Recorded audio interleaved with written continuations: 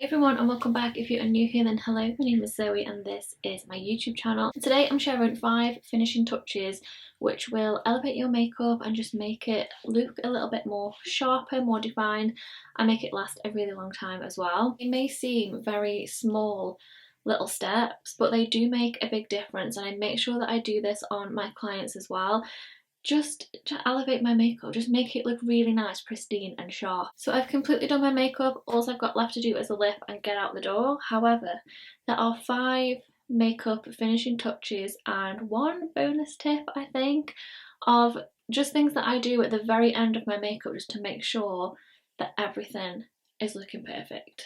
So tip number 1, I always double check that my lashes are nicely blended before I finish my makeup. It's the last step that I do to my eyes at the very end, and I do this in 2 ways. So the first is I make sure that you can't really see where the lashes start and where they finish. I've used a half lash today, so they do need a little bit more blending. So I'm just going to take a little bit of a black eyeshadow on an angled brush, and I'm just going to pat this just over the very end, just so it looks a little bit more seamless, a little bit more blended, and you can't really see where the lash starts and finishes. It kind of disguises it a little bit. I am wearing eyeliner, so it's not too noticeable today. However, if I've not got eyeliner on, I have to 100% do this step. And you can also go over your lash band as well, just to make sure that there's no glue showing. It's nice and dark, nice and flawless, and nicely blended. And the second way that I do this is I always line my top waterline. I find this blends my natural lashes to my actual lash a little bit better, and it makes my eyes look just that little bit more smoky on the top.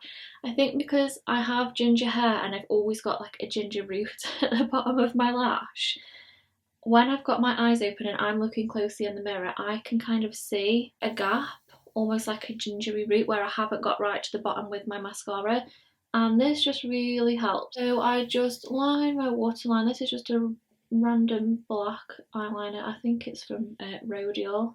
I find this just marries everything together, only doing the top, not the bottom, and it just makes my lashes look so much more seamless. I don't know whether it's picking up on camera, just makes my eyes look a little bit more like sultry as well, and it really deepens like the base of my lash, just so you can't see any gaps or anything. Okay, step number 2, if you are somebody that does your brows first like I am, I always double check them at the end and just go over them with a little bit of powder, because by the time I've done my eyeshadow and my foundation and everything, I've definitely gone over them with some product, and I can tell here at the front I've definitely gone over them today with some of my foundation. Now, because I've glued them down with soap today, I don't want to go in with a pencil or a pen or anything. That wouldn't really work because they're nicely glued down. I don't want to disturb my actual like hairs of my brow because I'm happy where they're sitting. I just want to deepen them up a little bit. So I'm going to take a little bit of brow powder, angled brush, and just fill in any sparse areas, and also fill in where I can tell I've gone over them a little bit with my foundation. I find it impossible to do any of my makeup without doing brows first. I have to do brows first.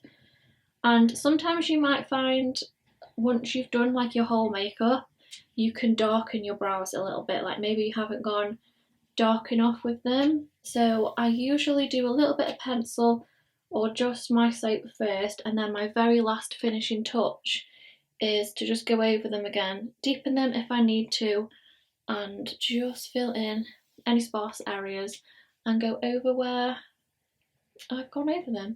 If you don't do brows first and you do them last anyway, then this will probably be your final step anyway, your brows.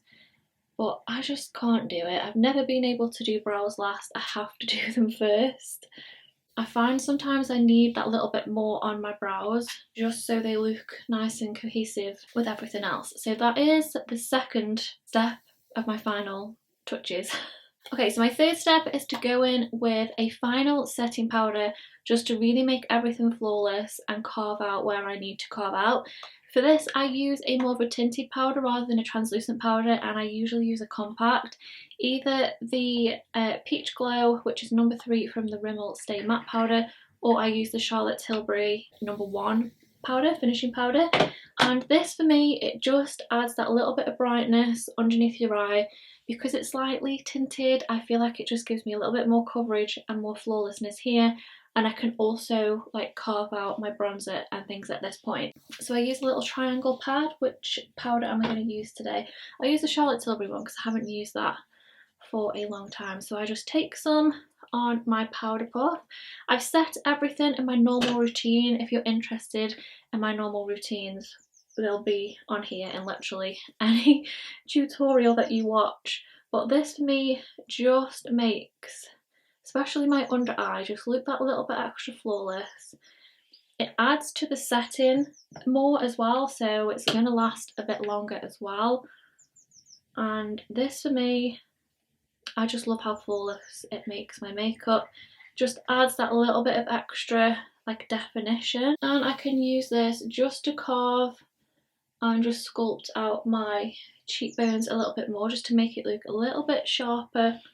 It's just subtle but adds such a difference. Sometimes the smallest steps just create that little bit more sharpness, and it just elevates the look a little bit more, which I absolutely love. Okay, so that's just made everywhere look a little bit more flawless, a little bit more defined. If you're a bit more oily, you can go in and bake. That would be like my baking point, but because I'm quite dry, I can't really bake, so I use this step as like my sculpting and my brightening step instead of baking. And then my 4th step is to just go over everything on my skin now to make sure everything is blended properly. So I'm using my bronzer brush, which I've used to do my makeup, but it's literally got like nothing left on it. I know it's quite stained, it's a bit gross, but I just take this now and I just want to buff over everything just to make sure that everything is really blended. Like you would with your eyeshadow, you don't want to see where everything is starting or finishing, and because there's no product on the brush, it's just going to work in making sure that everything is buffed into the skin properly, and it just makes it look a little bit more flawless, a little bit more blended. You want everything to look like really smooth and transition nice into each other, like all the different colours, from the bronzer to the blush and the highlight as well. You don't want it just a streak of highlight or anything. This is just going to make sure that everything is really nice, blended, and just really smooth and really flawless. And that is pretty much my skin done. My 5th final step is my lips. Now when it comes to lips, I try not to just throw a lip on at the end and then that's it, because it's a final step, it's an easier step, we just want to throw a lip on and be done with our makeup. But try and take a little bit more time, try and use a lip liner if you can, even if you're using the same colour lipstick. It's just going to make your lips look so much more defined and like more cohesive with everything. You want everything looking really nice and sharp. So I'm going to just line my lips first with a lip liner. I never ever don't use a lip pencil. Even if I'm not using a lipstick, I'll always use a lip liner regardless, and I always do this on clients as well, because you still want everything looking really nice and sharp. You don't necessarily have to use like a really dark lip liner and then like a lighter lipstick or anything like that. I tend to do that, but maybe only like 1 shade lighter. But I just think if I just threw a lipstick on, it might start to kind of bleed and spread, whereas if I'm wearing a lip liner, even once that lipstick starts to wear off a little bit, I'm still going to look defined and my lips aren't going to look out of place because they've got nothing on. I try to use like quite hard pencils as well. I prefer them for lip liners because I think they're a bit more precise rather than like really creamy ones.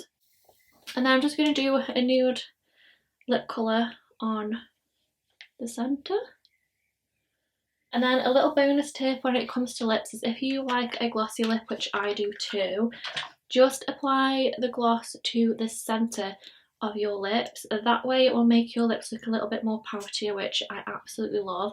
So I'm just using the Fenty Beauty, I think this is the Gloss Bomb Heat, and I literally just press it on the centre, and then again like right on top of the Cupid's bow, but just in the centre. I like this as well because it's a little bit more long lasting rather than like smothering your lip with a gloss and then it goes everywhere and it feels quite messy.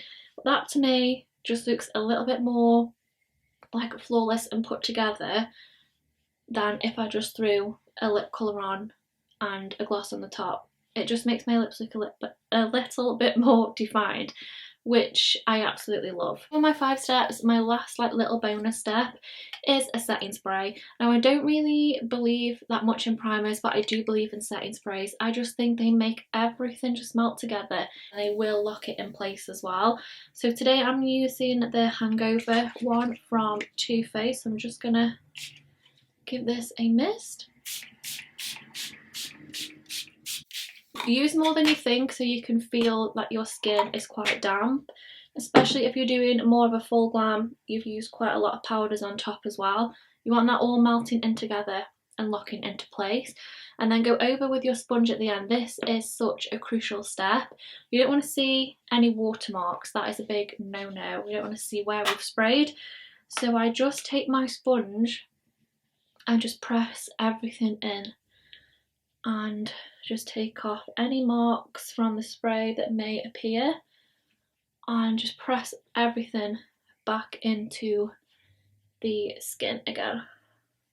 Okay guys, so that is my finished look, and just those little few steps just really makes my makeup just pop a little bit more, makes it look a little bit more flawless and a little bit more defined as well.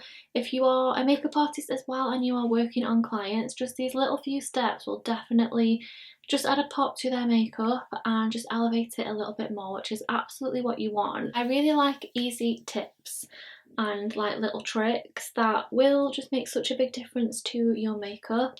And if you add any of these to your routine, then please let me know. But I really hope you did enjoy today's video.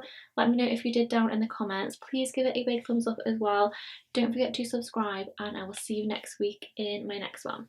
Bye!